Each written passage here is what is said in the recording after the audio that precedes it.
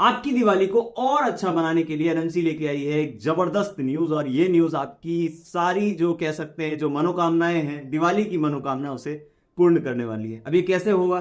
तो मैक्सिमम बच्चे जो फेल करते हैं वो होते हैं काउंसलिंग में। जो नीट की काउंसलिंग होती है उसमें कितने सारे कोर्सेज होते हैं, एलाइड कोर्सेज होते हैं, बीएससी होता है, बीबीएससी होता है। इस साल नहीं, 2-3 साल पहले एक कोर्स लॉन्च किया गया था, बीएससी इन परफ्यूजन टेक्नोलॉजी, और ये सभी कोर्सेज जो है ये बच्चे को पता भी नहीं होता है।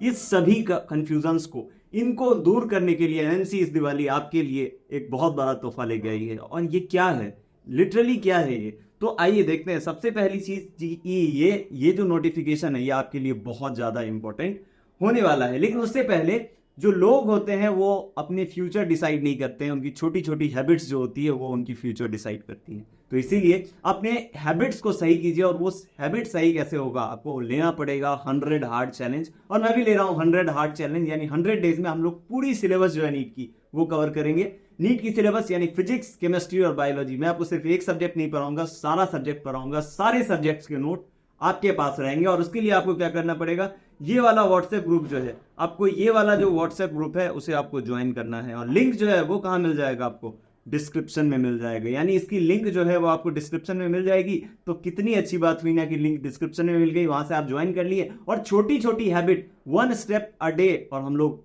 अपने माइलस्टोन यानी अपनी डेस्टिनेशन तक पहुंच जाएंगे। तो आइए देखते हैं न्यूज क्या है। सबसे पहली चीज, ये पूरी पीडीएफ जो है वो मैं व्हाट्सएप ग्रुप पे आपको अवेलेबल करा दूंगा। और इसके अलावा देखिए, ये जो अतुल गोयल कमेटी जो है उस पर बात हो रही है कि अतुल गोयल कमेटी की जो रिपोर्ट है उस पर बात करने वाले हैं हम। तो अतुल गोयल क्या कहते हैं कि the committee has propose to conduct the simultaneous central and state counselling, यानी सेंट्रल काउंसलिंग जैसे अभी तक होता है कि कर्नाटका में आप पढ़े हो तभी जाके आप कर्नाटका में जो एमबीबीएस सीट्स हैं उसमें आप अप्लाई कर सकते हैं। लेकिन अब क्या होने वाला है, कर्नाटका में आप पढ़ें या ना पढ़ें, अगर आप एक इंडिया के सिटीजन हैं या अगर आप एक एनआरआई हैं, फॉर एनआरआई कोटा स्टूडेंट्स, तो ये जो काउंसलिंग है जो कहती है कि simultaneous counselling for both states and centre, both states and centre, states और सेंटर जो है उसके लिए साइमल्टेनियस काउंसलिंग होनी चाहिए।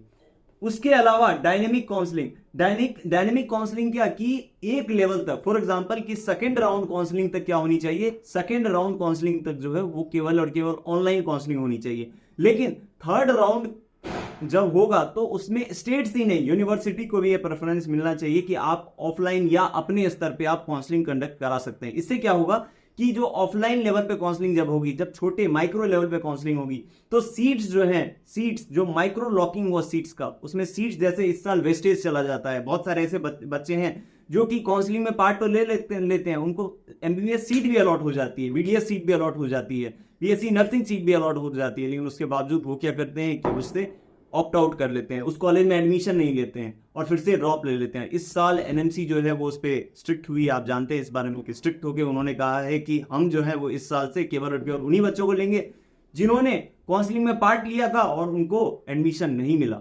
जिन्होंने ऑप्ट इन कर लिया, कॉलेज में एडमिशन ले लिया, उसके बाद वो तैयारी कर रहे हैं ये सोच के कि अगले साल तैयारी करेंगे, तो उन्होंने एक सीट बर्बाद किया है। तो इसीलिए साइमल्टेनियस काउंसलिंग और उसके बाद dynamic counselling, common counselling for private medical colleges, common counselling होनी चाहिए सारे प्राइवेट मेडिकल कॉलेजेस के लिए। कॉमन काउंसलिंग होना बहुत जरूरी है। And thereafter we will come to the online uploading of documents, यानी डॉक्यूमेंट वेरिफिकेशन जो होती है वो most of the time, in fact अभी भी कैसे होती है, ऑफलाइन होती है, लेकिन डॉक्यूमेंट वेरिफिकेशन कैसे होनी चाहिए, ऑनलाइन होनी चाहिए। इससे बहुत सारे खर्चे जो है वो बचेंगे। और जब डिजिटल इंडिया में हम चल रहे हैं तो ऑनलाइन ऑफलाइन की तो बात ही नहीं होती है, ऑनलाइन ही होनी चाहिए।